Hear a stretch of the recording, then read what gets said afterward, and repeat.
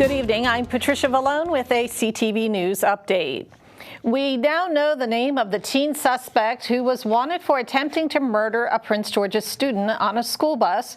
Reports indicate that the suspect is Caden Holland and also goes by the street name Baby K. The 15-year-old, along with two other teens, are accused of attacking a student on a bus last month.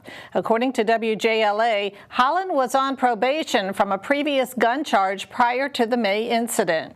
He was also not registered in any school district and had not been for several years. As you may recall, the teen suspect allegedly attempted to shoot a student several times, but the gun malfunctioned. When asked if Holland's parents should be held accountable, County Executive Angela Alsobrooks said parents are responsible for their children. I think parents have responsibility over their children. I think most people agree. We'll see what the law says about parents and their kids, but I think that, yes, parents and family members ought to have responsibility for their kids. That's what the law says. Meantime, a judge recently denied bail for Holland, and he is being charged as an adult. Well, court documents reveal the gruesome details in the killing and dismemberment of a Hyattsville grandmother. Police say they immediately smelled a decomposing body and observed blood, tissue, and brain matter on or near trash bags when they entered the home of 44-year-old Candace Craig. Authorities were called to the home to do a welfare check on Craig's 71-year-old mother, Margaret. Officers also found numerous utensils allegedly used to dismember her body. Candace is charged with first and second degree murder. Her daughter, Celia Hardy, is charged with accessory after the fact. Both are being held without bond. Well, the pilot of the private Cessna jet that caused a panic in D.C. on Sunday was seen slumped over in the cockpit prior to crashing in a remote wooded area in Virginia. 4 people were killed in the disaster, including the adopted daughter and granddaughter of a Florida businessman, their nanny, and the pilot. When the doomed flight entered D.C. airspace, a loud sonic boom was heard across the Capitol as 2 F-16s were scrambled to intercept the plane. A fire rips through a home in Berwyn Heights, leaving 3 people displaced. The Prince George's Fire Department was called to a home in the 6200 block of Seminole Place just after 1 this morning. Officials say 3 people in the home had to be evacuated and had minor injuries. The Office of Emergency Management is helping the displaced residents. The cause of the fire is still under investigation. Well, a federal lawsuit against the state of Maryland claims foster children are being placed in hospitals with no medical reasoning. The organization, Disability Rights Maryland, filed the lawsuit on behalf of 4 Maryland foster children, one of whom is from Prince George's. 2 others are from Montgomery County. Their attorneys argue that state agencies haven't done enough to solve a continuing crisis that has affected more than 100 children annually. The goal of the lawsuit is to create more community placements for the affected children. And you are watching CTV News. I'm Patricia Vallone. Coming up, a Remembrance Day for young men who fought in Normandy during World War II. We'll be back in just a moment. Behind every folded flag is a family. When American lives are lost in defense of our freedom, TAPS is there to help the friends and families of those who have served and died. TAPS, the Tragedy Assistance Program for survivors. We provide help, hope, and healing every day.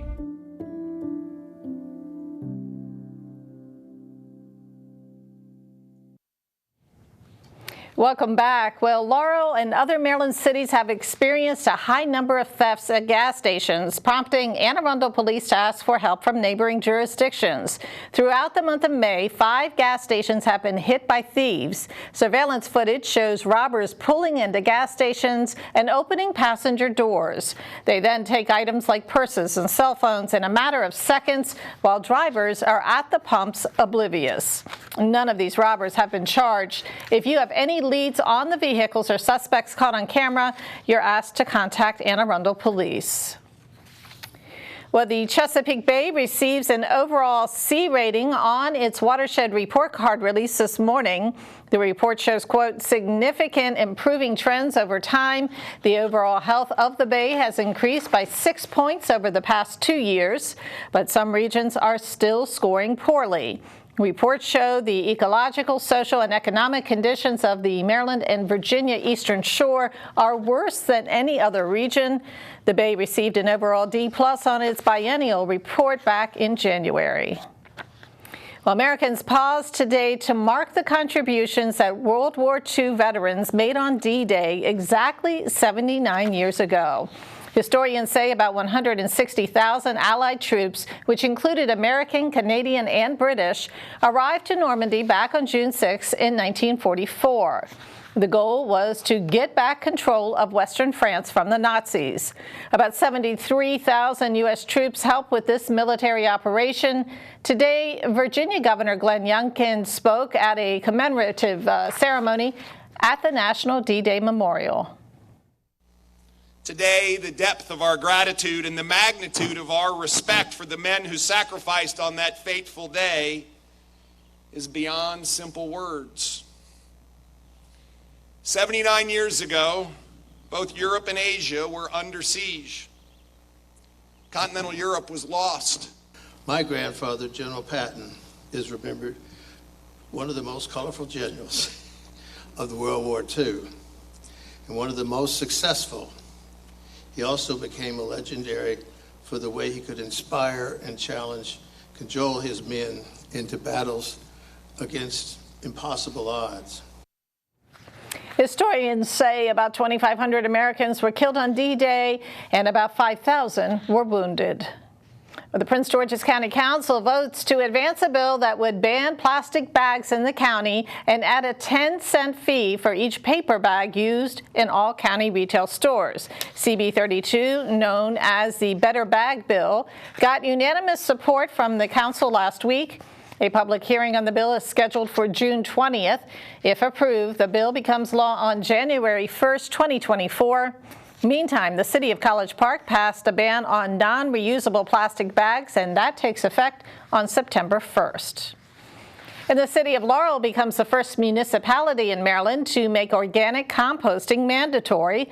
The city approved an ordinance that will require residents to separate their trash from organic waste such as food scraps, food waste, compostable plastic, and food soiled paper. Here in Prince George's, the county expanded its own food waste collection program last November and operates an organic composting facility. Meantime, Laurel's ordinance will take effect until July 1st of 2025. Well, black bear sightings are on the rise throughout the state of Maryland. A juvenile black bear was spotted in Laurel yesterday morning going into traffic. There were more sightings in Catonsville and Windsor Mill on Friday. Officials from the Maryland Department of Resources say black bears breed in June and July, so the young bears are often seen in urban areas in search of a new home.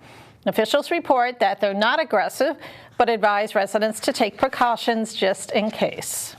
And you are watching CTV News. Coming up, we have Simon Buggs with sports. Hey everyone, and coming up in sports, a basketball prospect from Maryland joins his hometown lot of college reading. team, and Commander safety Cameron Curl speaks on being a leader on defense. Don't move. Every day, we go about our lives driven by routine. Our vision is clouded by the very normalcy we take for granted. Countless victims of human trafficking walk among us, invisible, until now. The Blue Campaign provides a unified voice for those who combat human trafficking. Whether it's forced labor, domestic servitude, or the sex trade, it's time to open our eyes. Learn what you can do to help by visiting dhs.gov/bluecampaign. Thanks for staying with us. Well, fed up neighbors call for regulation of a new pool rental app. You may have heard about renting out your car or home, and now with a newer app called Swimply, you can rent out your pool. But some neighbors are annoyed with the amount of parties coming into their neighborhoods. Montgomery County Council member Will Jawando has introduced legislation called the Housing Sharing Economy Rental. It would authorize, regulate, and tax rentals of residential property, including pools or gyms. Maryland will be getting an additional area code starting next week due to the high demand of new phone numbers. The Public Service Commission approved the new 227 area code last September. The new area code will be applied starting June 14th in many areas of central Maryland, including Bowie, Potomac, Silver Spring, and Wheaton.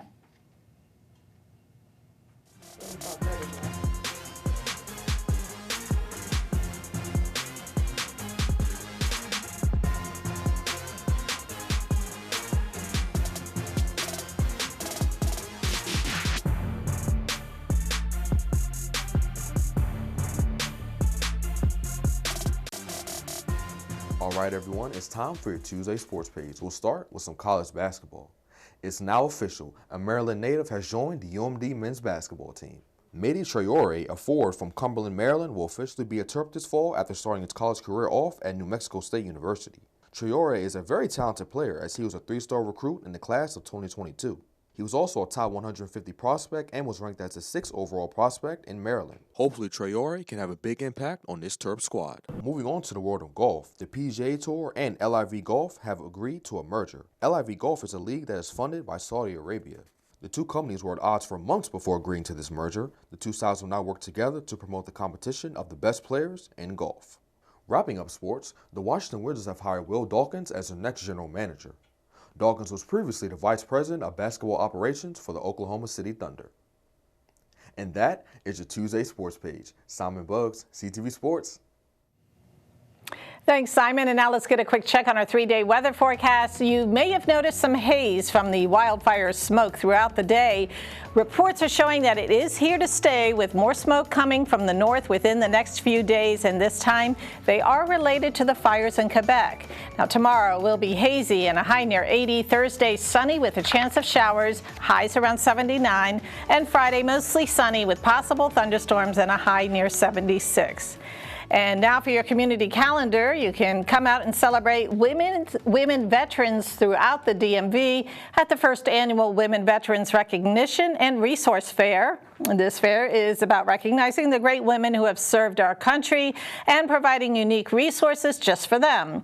The event will be held on Saturday, June 10th from 10 a.m. to 2 p.m. at Prince George's Community College. The event is free and open to everyone. And that wraps up our CTV News Update. Join us again tomorrow at 4:30. Have a great night.